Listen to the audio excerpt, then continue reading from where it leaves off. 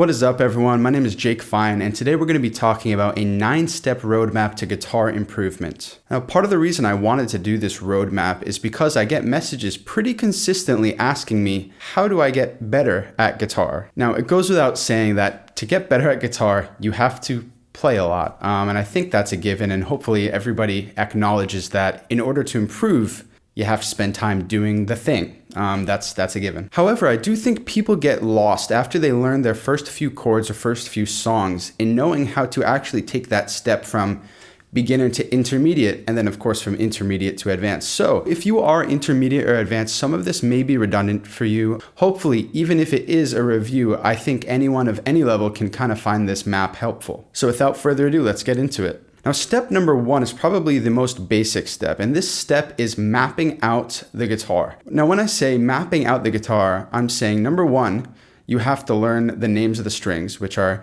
E, A, D, G, B, E. And then you need to kind of mentally register the numbers from left to right in terms of frets. Once you do that, you can then communicate with other people in the sense that you could say, show me the 3rd fret of the B string, show me the 5th fret of the high E string, show me the 7th fret of the A string, etc., etc. I think this map, in terms of vocabulary, is essential to just be able to talk about the instrument in the first place. Step number 2 are your open chords, and this is kind of the first steps to becoming a campfire guitarist, as it's called. So you need to learn your D chord, G chord, E minor, A minor, C chord, F chord, maybe your B minor and B if you want to get into bar chords. All these chords that are very low on the neck in terms of fret numbers are kind of the essential things to learn so you can start learning your Beatles songs and stuff like that, which involve a lot of these open chords.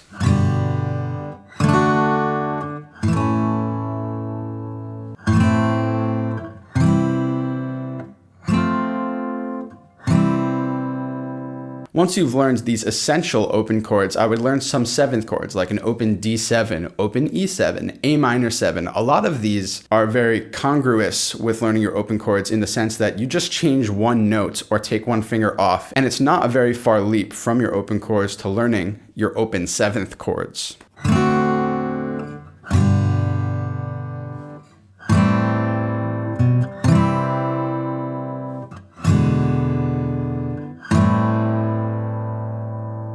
Now, the leap from step 2, which is kind of your campfire guitarist step, to step 3 does take time. Step number 3 is learning your 4 voicing chords. I'm referring mostly to major 7, minor 7, dominant 7, minor 7 flat 5, and also the addition of diminished chords. Now, what I would suggest is learning these on multiple string sets. And when I say that, I mean that you want to learn it starting on the low E, starting on the A, and starting on the D string if possible. I think this will help you with your versatility.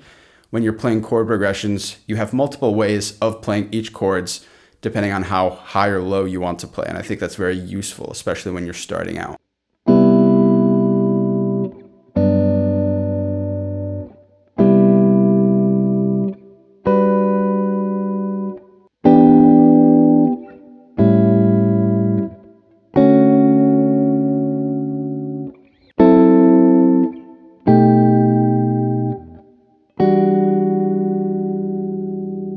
The next sub-step within step number 3 here would be to learn what's called a chord scale. And it's basically when you play a major scale, but you play it sequentially in chords, one at a time with all the chords moving together. And I'll show you what I mean.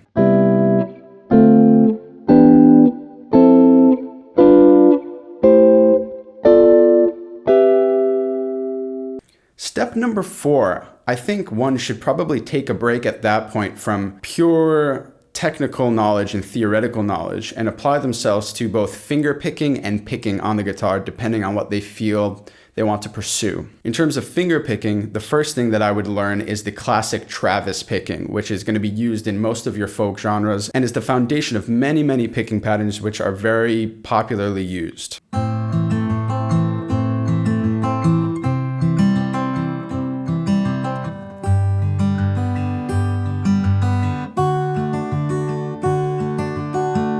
You can learn how to slap using your thumb and your other fingers to create a backbeat, which is very important for rhythm guitar.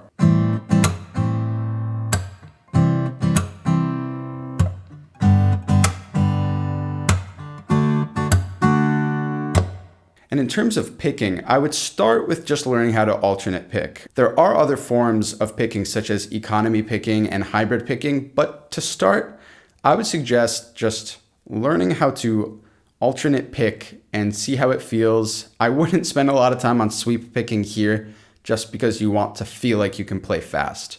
Get the fundamentals down, and then later on you can have fun.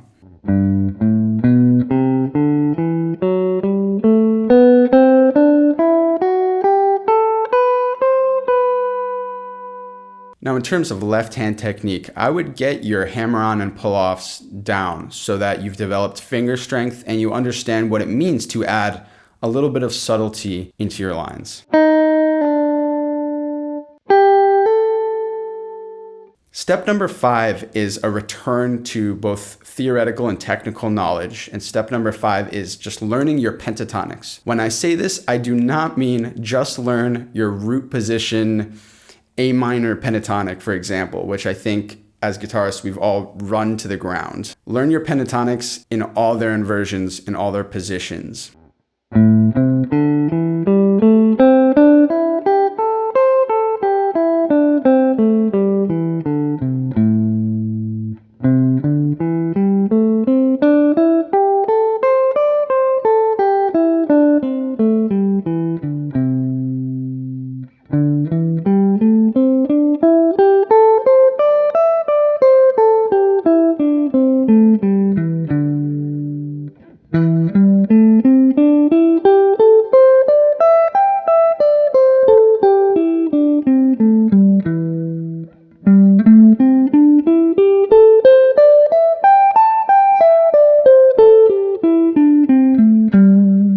This doesn't necessarily mean you have to learn them on multiple string sets, but just that you've played all inversions of, for example, an A minor pentatonic, and that you're familiar with looking at a pentatonic across the fretboard. Step number 6, learn your major modes. There's a lot of technical jargon surrounding major modes, but basically, when you've learned your major scale, you've already learned the fundamentals of every mode of the major scale because each sequential mode begins on the next note of the major scale. So what I mean is that a major scale starts on the first note of the major scale, but when you play a Dorian scale, you're just starting on the second note of that exact same major scale and playing it until you reach the second note again. Now, I don't have time in this video to kind of map out how one would go about learning each mode thoroughly and mapping it out on the guitar. There are many techniques, but I definitely know that if one is even somewhat dedicated to spending 15 minutes a day on the guitar, they can definitely get their modes memorized and mapped out mentally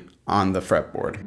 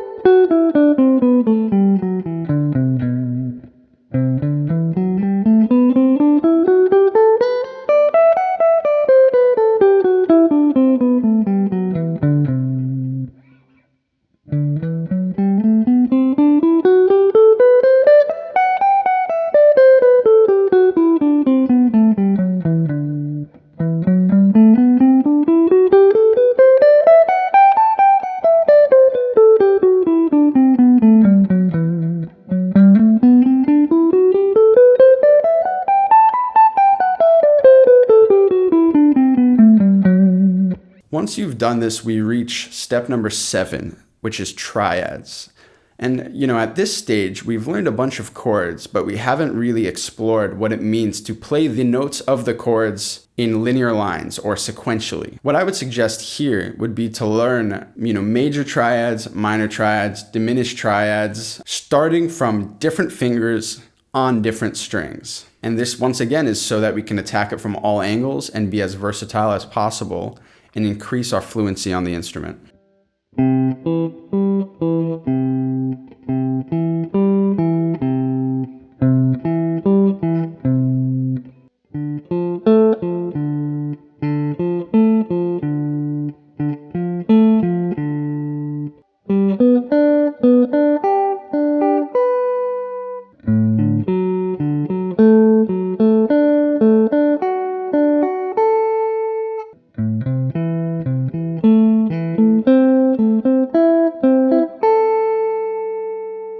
Once you feel comfortable with what it means to play a triad, we're going to extend that, and step number 8 is arpeggios. Now we're taking chords that you explored already when you learned your 4 voicing chords, but we are playing them one note at a time. I would suggest, once again, learning these on different string sets, starting from different fingers. There are many ways to explore this, but getting your arpeggios down is a great way to increase your fluency on the instrument and get your grammar and vocabulary all connected, if that makes any sense.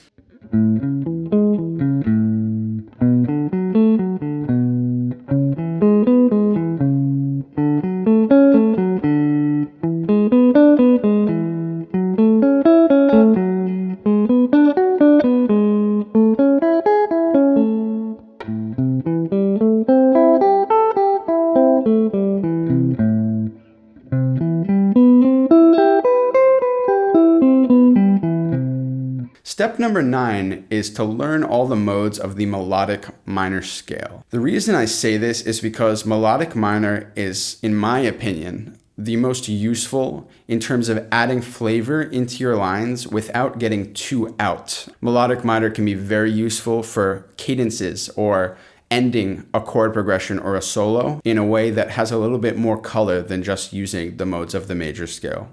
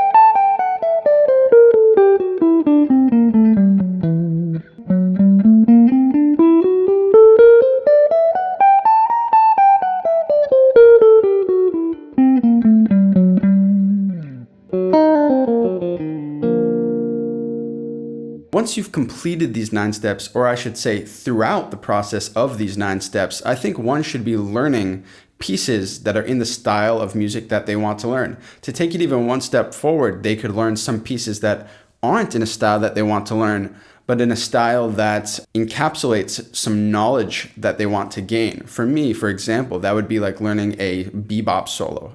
Am I a bebop guitarist?